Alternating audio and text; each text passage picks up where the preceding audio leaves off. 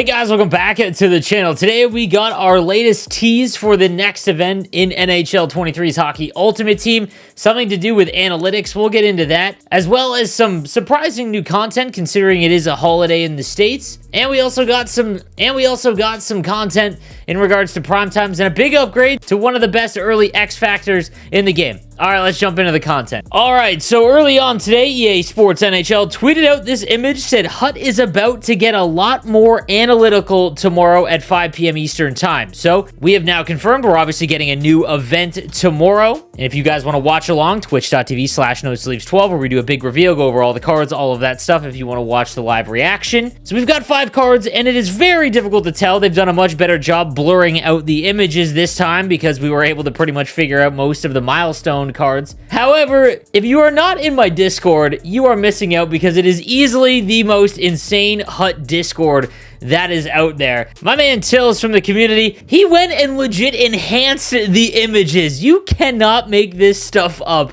And you can kind of get a glimpse of not the player, but at least the colors. So I'm going to do my best guesses, and I think that this is what makes the events kind of fun. I think this is the one thing that NHL, I think, does well in terms of their content, everything like that, is the hype, like leading up to it, unless there's a leak, stuff like that. But the teases and wanting to know who they are, I think they do this pretty well. But again, you can't guarantee who these are, but again, with this enhanced image, we're going to make some guesses. So I think top left, I think we can all agree that's probably a goaltender. I'm going to guess with the yellow and white that that's UC Saros. Imagine a Pekka Rinne. I've been burned by him in the past, so maybe. Middle one looks like an Avalanche, but there's no way it can be an Avalanche player with looks like a little bit of a purple hue because they've already gotten Patrick Watt and Bowen Byram, so no shot on that. I'm thinking it might be a Montreal Canadian, maybe Cole Caulfield or Nick Suzuki, I'm not sure. The right one looks like a Boston Bruin. Now, they've already got one for Pasternak, but maybe they do one for Patrice Bergeron. If it is about analytics, Patrice Bergeron is a pretty good analytical player. Bottom left is definitely a Vegas Golden Knight, and I lean towards Mark Stone. We've never got, I don't know when the last time we got a Mark Stone master set. I'm probably forgetting one, but I feel like he's probably due. But again, that's kind of stunning because we have White Cloud. And then the last one, that's gotta be Mitch Marner. I mean, it looks like a Toronto Maple Leaf, and I just feel like it's probably Mitch Marner. I don't know. It could also be a Tampa Bay Lightning player because they decided to just completely copy the Toronto Maple Leafs kit. But I'm going to say it's Mitch Marner. Let me know your guesses down below, and I don't even know if this is close to being accurate, but I thought it was hilarious in my Discord. If you're not in there, again, Discord link is down below. Over 3,500 Hut players are in there talking daily about everything going on. If you're looking for trades, all that kind of stuff, definitely need to join that. All right, let's get into the newest content from today. All right, we're going to take a look at some of the prime times first. We've got the 88 Alexander Barkov with Backhand Beauty and Applesauce. If you haven't watched my Synergy video, I talk about Applesauce. It's one of the least sought-after synergies. Just doesn't really help out all that much. Backhand Beauty is a surprising ability, especially with how powerful the wraparound backhand is in this game. 86 speed, 87 acceleration. He's always a lot slower. However, when it comes to position, center is probably the position that needs speed the least. It does improve his X factor, so his X factor has now jumped up to an 88, and that does have a skating synergy. He also has Thief as well. His X factor is a lot more viable than last year with Yoink.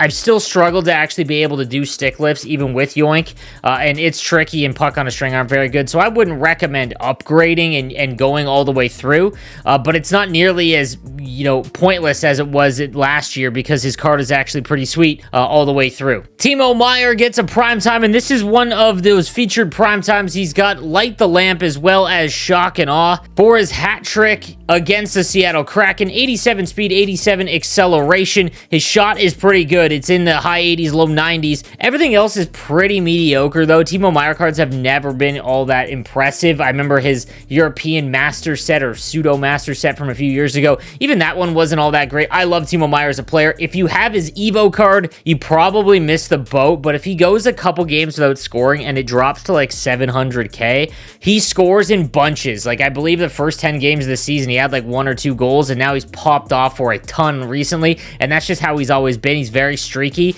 so if you are looking for a Evo card, I've only seen like 1 or 2 on the market, so I feel like there isn't very many in circulation, but just wanted to give a heads up there. Ilya Sorokin gets a primetime 6'3" with spark and tip jar. He's got 69 aggression and 90 speed. I've been trying to find some alternatives to Markstrom, and there's some out there, like Ottinger, for example. Even some Hellebucks. I mean, the Hellebuck primetime that I used it for on my No Money Spent team was awful, but I'm always trying to find the next goaltender that is seemingly better than all the rest. Again, the goaltender is never going to drastically help your team. It is how you play defense, but this Sorokin card does look kind of interesting. Speed is the most important goaltender stat, and then aggression being under 70 means that he sits back further in the net, which can help with those backdoor passes.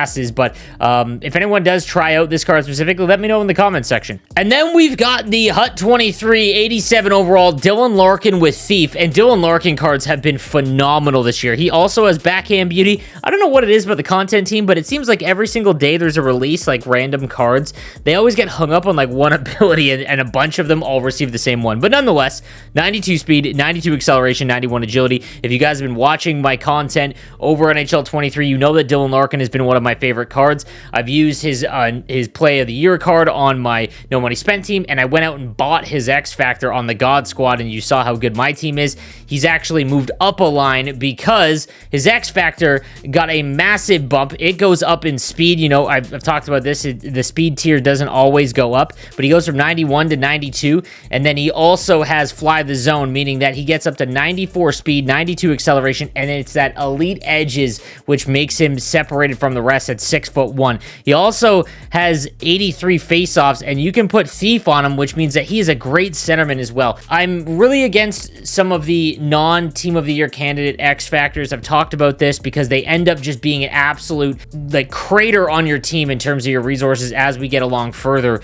But this is going to come down to, like I mentioned all throughout the year, if you can get 11 wins in champs and you can get those 5 collectibles every single week, you're able to afford more of the power up cards like X Factors, power up icons, all that kind of stuff. Dylan Larkin's card is phenomenal. Like his wheels and elite edges on someone who has 94 speed is a great combo. So really good card, and I actually went and threw him into my lineup on my God Squad. I'll go and show you guys real quick of what I'm going to do with him over the next little while because he's just been one of my favorite cards to use. So taking a look at my team, obviously Connor McDavid is not going to be replaced on that side, but then Dylan Larkin, there he is on the second line with Jokinen and Teemu Selanne. His card just looks nuts, and it's been so much fun to use throughout the year so far, so I would definitely recommend it if you can. If he's under 250k in terms of his X Factor cost, I'd probably pull the trigger. All right, guys, that is going to do it for today's content. Make sure you join me on Twitch for tomorrow's event, and if you can't catch that, make sure you subscribe to the channel because I'll have the full event details video breakdown for you guys. I'll see you next time. Have a good one.